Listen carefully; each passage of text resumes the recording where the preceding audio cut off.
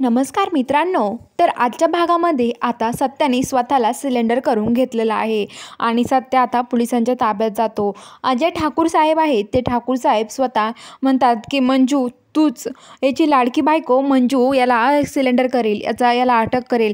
कर मंजू, चल याच्या हातात बेड्या तूच ठोकायच्या मंजू, असं म्हणतात. आता मंजू म्हणते की सत्या मला माफ कर, माझा नाईलाज आहे, मी ड्युटीवर आहे.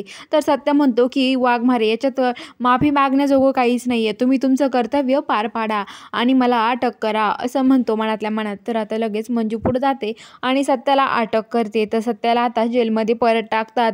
जेलमध्ये टाकल्यावर आता इकडं दुसऱ्या दिवशी तारीख असते. तर तारखेमुळे सगळेजण कोर्टात यायला लागतात. पण आता मंजूकडे अजून काहीच ठोस पुरावा तिच्या हातात नसतो.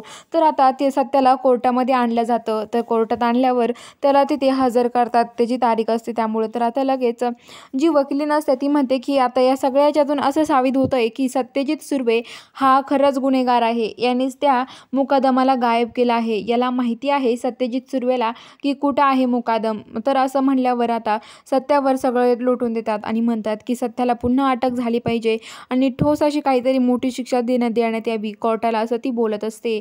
तर आता इकडं जे मोरे सर असतात ते मंजूला म्हणतात, मंजू मला तुझ्याशी अर्जंट बोलायचं इकडे. तर मंजू म्हणते काय झालं, मला सांगताल का तुम्ही मोरे सर.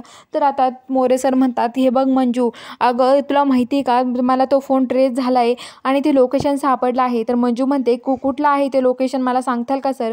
तर आता ते लगेच लोकेशन मंजूला सांगतात आणि मंजू लगेच जायला निघते. तर ती म्हणते आता मुकादमाला सापडल्याशिवाय शांत बसायचं नाही. तर ती काही कर्मचाऱ्यांना घेऊन तिकडे त्या दिशेने निघते आणि तिथे येते. तर ती बघते सगळीकडे आजूबाजूला ते कुणी नसतं आणि आतमध्ये दरवाजाकडून बघते तर तिथे आतमध्ये मुकादम असतो. तर ती आता मुकादमाला घेऊन कोर्टाकडे यायला निघते. आता बघूया पुढच्या भागामध्ये आता नक्की काय होईल हे बघण्यासाठी आपल्या चॅनलला लवकरात लवकर सबस्क्राईब करून घ्या.